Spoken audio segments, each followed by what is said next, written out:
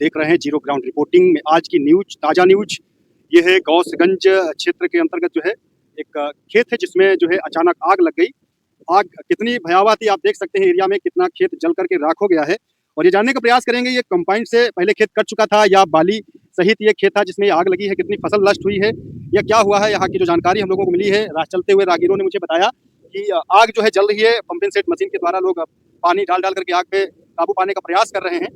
और हम देख पा रहे हैं कि आसपास ये देख रहे हो कि गेहूं की बोरियां लगी हुई हैं और इधर पास में जो है कंपाउंड से कटा हुआ भी खेत पड़ा हुआ है, उधर भी जो है लोग ट्राली में गेहूं भर रहे हैं। तो कुल मिला के यहाँ कंपाउंड तो चली है जैसा कि पहले से दिखाई दे रहा है। और यहाँ और चीज़ें जानने का प्रयास कर रहे हैं कि हकीकत क्या है, ये कितने किसानों का क्या नुकसान हुआ है कि नहीं हुआ है, ये तमाम जानकारी यहाँ के लोगों से जानने का प्रयास कर रहे हैं। चलोगे तो दादा ये बताइए आगे कैसे लगी।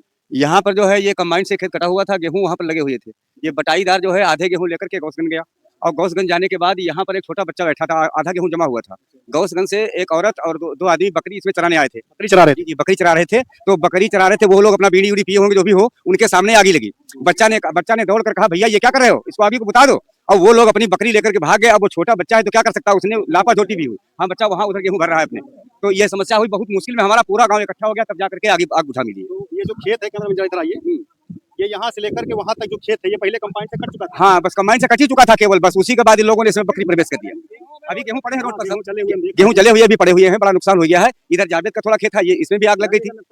हाँ ये जावेद का तो इधर नुकसान हुआ है कि किसान अपना भूसा बनवा सकता था, तो भूसा का नुकसान हुआ है। कुछ सीला विला लोग बाली वाली बीन लेते थे, उसमें जो बीन निकलाता था उसका नुकसान हुआ है। कुल मिला के कहीं बहुत ज्यादा नुकसान नहीं हुआ, लेकिन नुकसान ये हुआ है कि इधर एक बार कि इधर इस वाले खेत का जो एक्स्ट्रा बाली जल गया है, इसका ज्यादा नुकसान हुआ है। ये भगवान का लाख लाख शुक्र है और आप लोगों की मेहनत का नतीजा है। आप सोचिए अगर इसमें अगर कंपाउंड से न कटा होता तो ये पूरी फसल जल करके राख हो जाती, किसान का जीवन तबाह हो जाता, पूरा इलाका सरनस हो जाता। जो है आदमी इतना वैसे भी कर रहा था, अब वो क्या करता है, मजबूरी उसके सामने है। बकरी चरा रहे थे वो कहाँ है? वो सब भाग गए, गौसगंज भाग गए।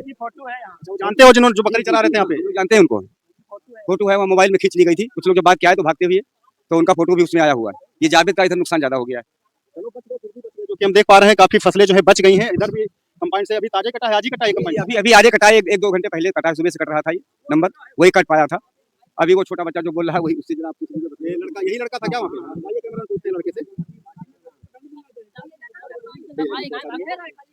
छोटू बेटा, ये बताइए आप ही थे जब यहाँ पे आग लगी थी? हाँ हम भी थे और एक लोग और थे वहाँ पे जो काट रहे हैं वो, और कोई नहीं। और कौन व्यक्ति था जो यहाँ पे बकरी चरा रहा था? अब वो मुझे नहीं मालूम, वो चला रहा था बकरी गौसगंज नेवादा। नवादा गौस में हाँ बकरी चरा रहा था। हाँ तो जब आग लग गई तो उन्होंने बुझाया नहीं, यहाँ से भाग गए? भाग गए और मैंने पकड़ा तो मुझे झिटके चले गए, मारा भी एक।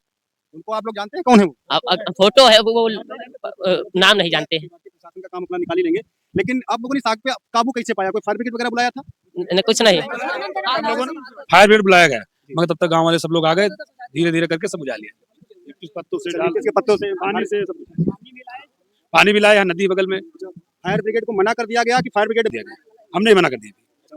जब फर्जी का क्या नुकसान हो, कहीं दूसरी जगह मालूम इमरजेंसी जाना पड़े, तो यहाँ जब काबू है तो काबू पा गए तो आप लोगों ने सही समय पे एक डिसीजन लिया कि फालतू में किसी को ना यहाँ बुलाएं। अच्छी बात है, दूसरी जगह जाना पड़े, कोई दिक्कत हो जाए तो इसलिए मना कर दिया। तो ये बताइए ये जो आग लगी काफी एरिया था यहाँ पे, बहुत बड़ी जागरूकता बात है कि आप लोगों ने देखो पूरा खेत जल गया, जो हम देख पा रहे हैं पूरा खेत जल गया। और बड़ी बात यह है कि कोई भी खेत में बालियां नहीं जल पाई आसपास में। सब लोग, ये कितनी बड़ी जागरूकता, कितना मेहनत किया। हाँ सब लोग, पूरे गांव सबका सहयोग रहा और सब बहुत मेहनत की, पूरे गांव ने सब लोगों ने मेहनत की। जिसको मालूम हुआ सब लोग एक एक घर से सब लोग चले आए, यहाँ पे सब पूरा कवर कर लिया, आगे आग को बढ़ने नहीं दिया। पानी से लिप्टिस के डार तोड़ लाए।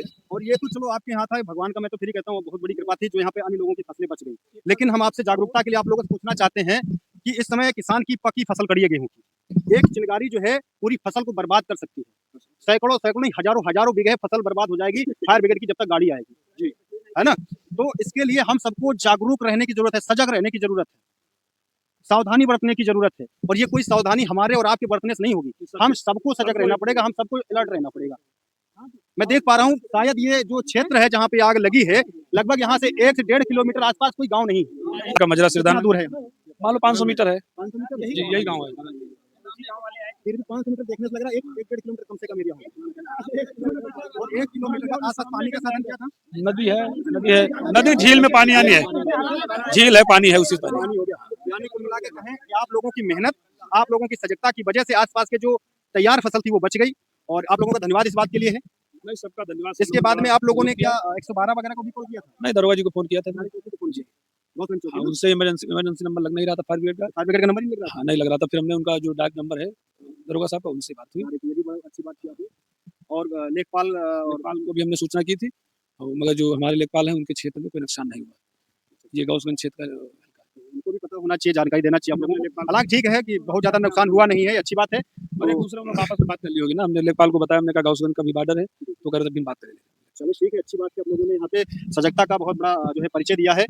तो कैमरामैन बहुत बहुत धन्यवाद आप सब लोगों ने, और ऐसे ही जागरूकता बनाए रखिए और प्रयास करिए।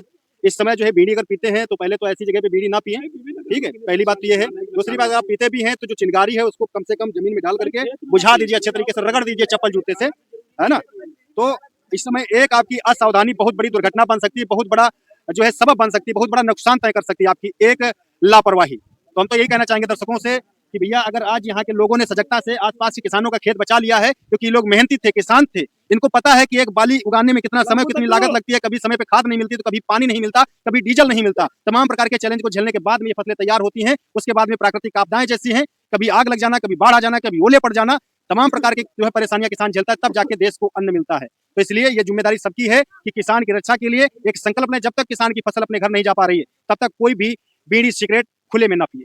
धन्यवाद।